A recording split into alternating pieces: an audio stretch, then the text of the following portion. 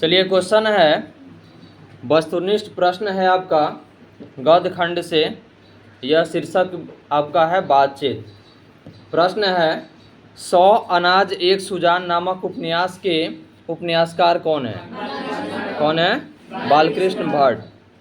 अगला क्वेश्चन है, हिंदी के एडिशन निम्नलिखित में से कौन कहे जाते हैं? यानी कि हिंदी के जो एडिशन है वो किन्हें कहा जाता है? किसको? बालकृष्ण भट्ट को। बालकृष्ण भट्ट की रचना कौन है? बातचीत। ठीक है। बातचीत के जरिए भाप बनकर क्या बाहर निकलता है? मवाद या धुआं। अगला प्रश्न है आपका, बालकृष्ण भट्ट की माता का नाम क्या था? क्या? पार्वती देवी। निबंध लेखन के दृष्टि से भारतेंदु जोग कैसा था? कैसा था? उर्वर था। ठीक है। बातचीत शीर्षक निबंध के अनुसार जो कुछ मवाद या धुआं जमा रहता है वह भाप बनकर निकल पड़ता है। कैसे? कैसे? बातचीत के जरिए। प्रश्न है, जैसा काम वैसा परिणाम किस लेखक द्वारा रचित प्रहसन है?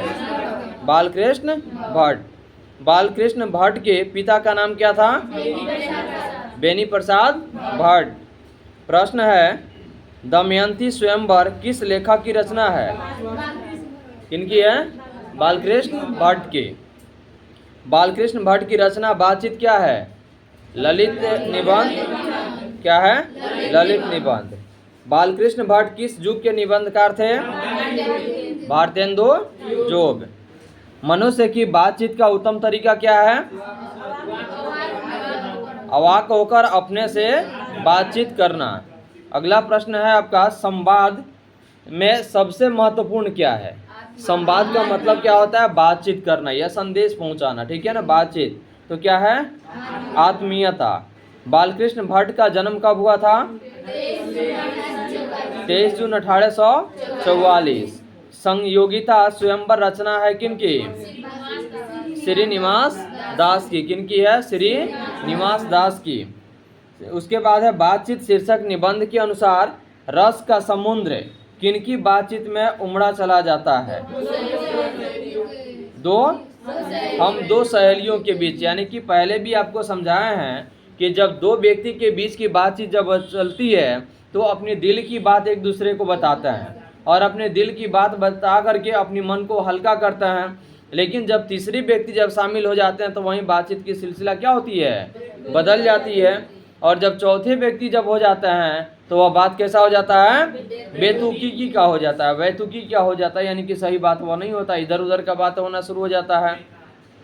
अगला प्रश्न है आपका, वाद विवाद संवाद क्या है? क्या है? आलोचनात्मक निबंधों की पुस्तक है। बालकृष्ण भट्ट ने कौन सा मासिक पत्र निकाला था? हिंदी प्रदीप। बातचीत किस विद्या की रचना है? किसकी? निबंध है। रॉबिन्सन क्रूसो ने 16 वर्ष के उपरांत किसके मुख से एक बात सुनी? किसके? फ्राइडे के। अगला प्रश्न है आपका, बातचीत शीर्षक निबंध के निबंधकार कौन है?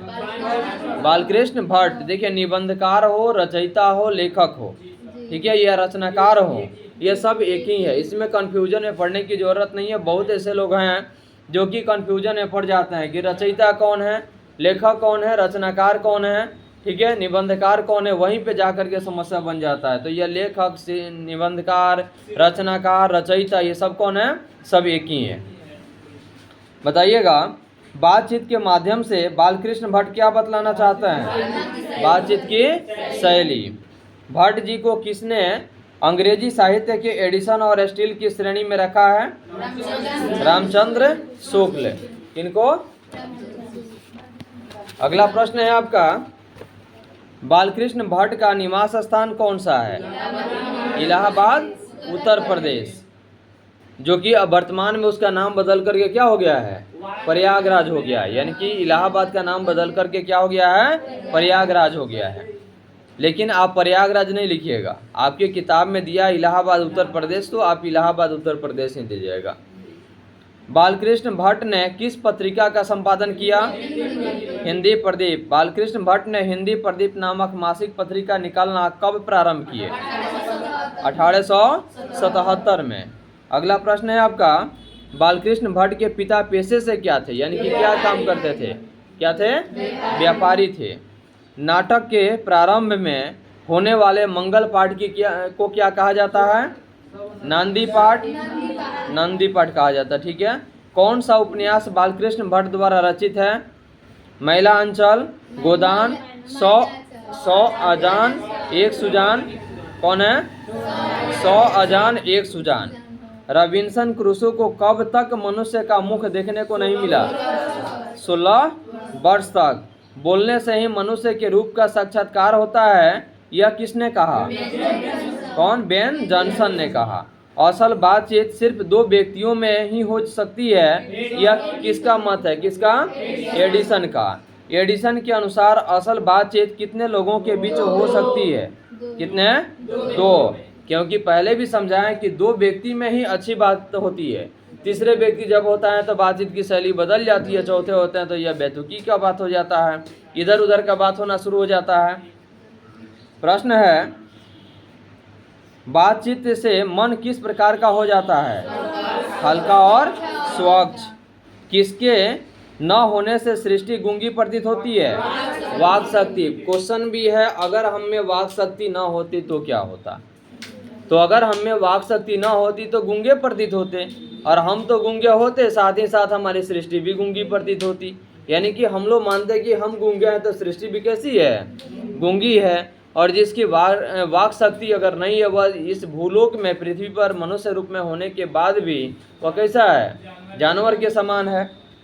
अगला प्रश्न है, आर्ट ऑफ कन्वर्सेशन कहाँ के लोगों में सर्वाधिक प्रचलित है? यूरोप में, ठीक है यार। यूरोप के लोग जो थे ना, ये पूरे विश्व में यह यूरोप का जो आर्ट ऑफ कन्वर्सेशन है वह प्रसिद्ध है। बालकृष्ण भट्ट किस काल के रचनाकार हैं? कब के? आधुनिक काल के।